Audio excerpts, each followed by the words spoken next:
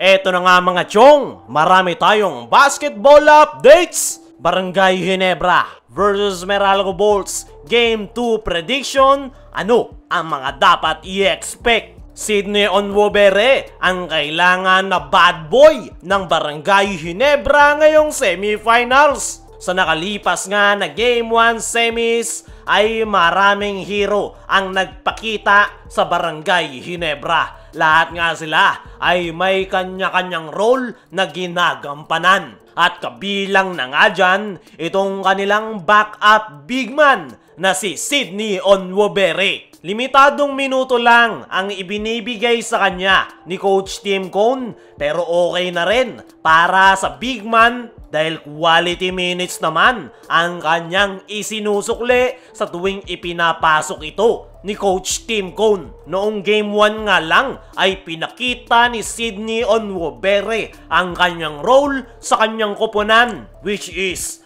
bad boy ng Barangay Ginebra. Siya nga yung nakikipagbalyahan sa loob ng painted area. Hindi nga sa puntos inaasahan si Onwubere, kundi ang kanyang depensa. Grabe nga yung kanyang ipinapakitang sipag sa laro at pinapatunayan ni Sydney Onwubere na deserve niya na makakuha ng more playing time. Gamit na gamit nga ni Onwubere ang kanyang katawan pagdating sa depensa. Actually, ay ginagamit rin ni Onwubere ang kanyang pagiging mautak sa laro. Ginagawa niya nga yan para masira ang laro ng kalaban nilang koponan. At ang pinaka naging biktima nga noong semis Game 1 ay itong si Cliff Hodge. Alam naman nating lahat mga chong na grabe nga kung magpisikal na laro itong si Cliff Hodge. Kumbaga, kangkarot nga itong kung maglaro at nakakasakit na ng mga players. Pero noong si Sydney Onwubere nga ang humarap sa kanya ay hindi nga siya inatrasan ng Ginebra big man. Hindi nga ito basta-basta nagpapasindak at effective nga yung role na yan ni Sydney Onwubere dahil nasira ang laro ni Cliff Hodge. At napaka-irony nga niyan mga chong dahil galit na galit itong si Cliff Hodge kay Sydney Onwubere, ganyan naman yung kanyang gawain. Tama nga yung kasabihan, kung ayaw mong gawin sa'yo, ay wag mong gawin sa iba. Naniniwala ko mga chong na malaki ang magiging role nitong si Sydney Onwubere sa darating na semis Game 2 kontra Meralco Bolts. Kakailangan nga ni Coach Tim ang nasabing big man para tulungan sila Christian Stan Hardinger at Japet Aguilar.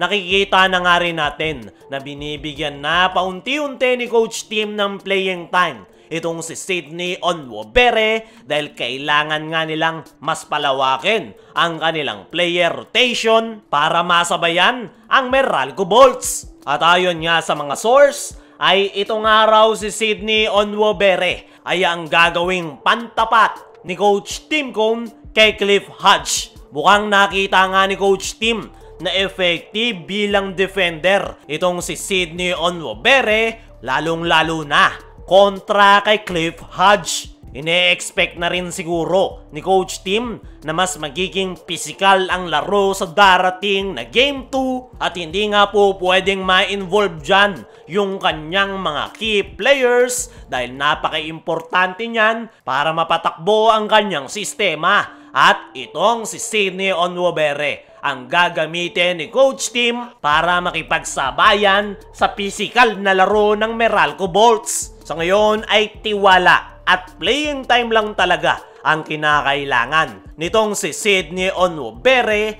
para mailabas ang kanyang full potential. Pero sa ngayon, kailangan siya ni Coach Tim pagdating sa depensa, lalong-lalo na sa pisikalan na laro. Speaking of semifinals, Barangay Ginebra versus Meralco Bolts Game 2 prediction. Ano ang mga dapat i-expect? Kaya ba ng Ginebra na makuha ang pangalawang panalo? Sa nakalipas na Game 1, Barangay Ginebra ang nakakuha ng panalo. Pero no time for celebration dahil agad nga na magsisimula ang Game 2 semis. Pero ano nga ba ang mga dapat nating expect sa paparating na Game 2? Nang dahil nga sa pagkakatalo ng Meralco Bolts, ay i-expect natin mga chong na mas gigil silang makabawi at ang unang-una nga na dapat nating i-expect ay mas lalong magiging pisikal ang laro. Noong Game 1, hindi nga umubra yung mahigpit na depensa ng Meralco Bolts. Nagawa ngang makalusot ng Barangay Ginebra dahil sinabayan nga nila yung pisikal na laro sa pangunguna ni Sydney Onobere. At ang pinaka naging dahilan nga ng panalo ng Ginebra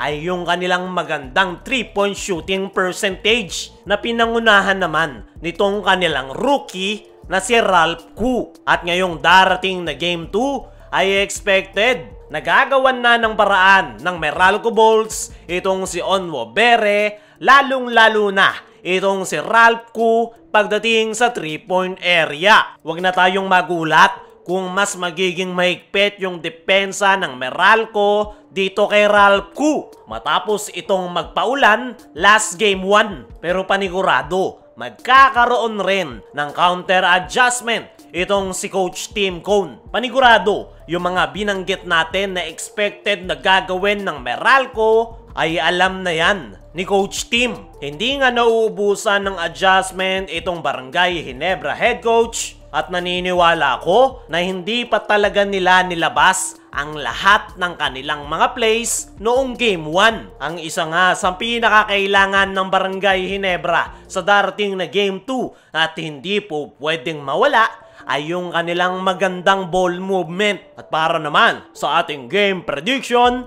ay mas magiging physical ang darating na Game 2 dahil gigil bumawi ang Meralco, hindi naman magpapatalo ang Barangay Ginebra.